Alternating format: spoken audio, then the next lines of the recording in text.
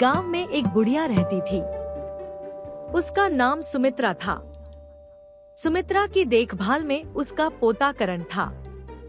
सुमित्रा के पास बहुत सारे चिंताएं थी, क्योंकि वह बुढ़िया अकेली रह जाती थी और उसका पोता बहुत शरारती था। एक दिन सुमित्रा ने अपने पोते को बताया कि उसे एक अच्छी आदत की आवश्यकता है। करण ने उसकी बात को सुना, लेकिन उसने इसे ध्यान में नहीं रखा। फिर एक दिन गांव में एक बहुत बड़ा समारोह आयोजित हुआ। सभी लोग उसे बड़ी धूमधाम से मना रहे थे। सुमित्रा ने करण से कहा, बेटा, हमें भी जाना चाहिए, लेकिन करण ने इसे ध्यान में नहीं रखा। वह उसे खेलने के लिए अकेले छोड़ दिया। समारोह के दौरान करण ने अपने दोस्तों के साथ बहुत सारी बुराइयों में शामिल हो लिया। वह नशे में धुत होकर अपने दोस्तों के साथ अन्याय करने लगा। समारोह के बाद जब सुमित्रा ने करण को बुलाया तो उसने देखा कि करण का चेहरा लाल हो गया था और वह बहुत शर्मिंदा था। सुमित्रा ने करण से कहा, बेटा, आपने क्यों ऐसा किया? आपको अच्छे संस्कारों की आवश्यकता है। करण ने अपनी गलतियों को स्वीकार किया और वादा किया कि वह कभी भी ऐसा नहीं करेगा। इस कहानी से हमें यह सीखने को मिलता है कि हमें अच्छे संस्कारों का पालन करना चाहिए और दूसरों के साथ अन्याय नहीं करना चाहिए। बुराई में शामिल होने से बचना चाहिए और हमें हमेशा सच्चाई और नेकी का मार्ग चुनना चाहिए। एक समय की बात है, एक गांव में मोहन नामक एक लड़का रहता था। मोहन बहुत ही मेहनती और ईमानदार था, लेकिन उसके पास ज्यादा संपत्ति नहीं थी।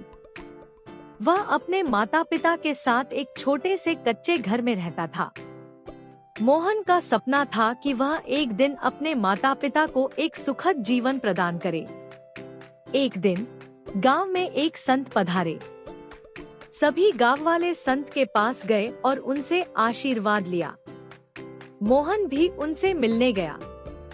संत ने मोहन की आंखों में एक विशेष चमक देखी और कहा, तुम्हारे दिल में बहुत सारी अच्छाई है बेटा।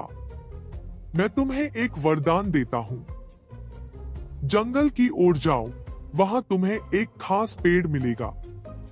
वह पेड़ तुम्हारी हर एक इच्छा पूरी करेगा। मोहन को विश्वास नहीं हुआ, लेकिन वह फिर भी जंगल की ओर चल पड़ा। घंटों भटकने के बाद उसे वह खास पेड़ मिला। मोहन ने पेड़ से कहा, मैं चाहता हूँ कि मेरे माता पिता का घर पक्का हो जाए। और तुरंत ही उसके माता पिता का घर पक्का हो गया। मोहन बहुत खुश हुआ और उसने कई और इच्छाएं मांगी। उसकी सभी इच्छाएं पूरी होने लगी। लेकिन जैसे जैसे मोहन अमीर बनता गया, वैसे वैसे वह स्वार्थी भी बनता गया। उसने अपने पुराने दोस्तों और गांव वालों को भूलना शुरू कर दिया। एक दिन गांव में भयानक अकाल पड़ा। गांव वालों के पास खाने को कुछ नहीं था। सभी गांव वाले मोहन के पास मदद के लिए आए, लेकिन मोहन ने कहा, मैंने यह सब कड़ी मेहनत से पाया है, मैं क्यों किसी की मदद करूं? उसी रात मोहन को एक सपना आया। संत ने उसे फिर से दर्शन दिए और कहा, मोहन, तुमने अपनी इच्छाओं के लिए दूसरों को भूल जाने की गलती की। असली सुख दूसरों की मदद करने में है। मोहन ने सपने में ही अपनी गलतियों का एहसास किया। अगली सुबह मोहन उठा और गांव वालों की मदद के लिए सब कुछ करने का फैसला किया। उसने अपनी सारी संपत्ति और धन का उपयोग लोगों की भलाई के लिए किया।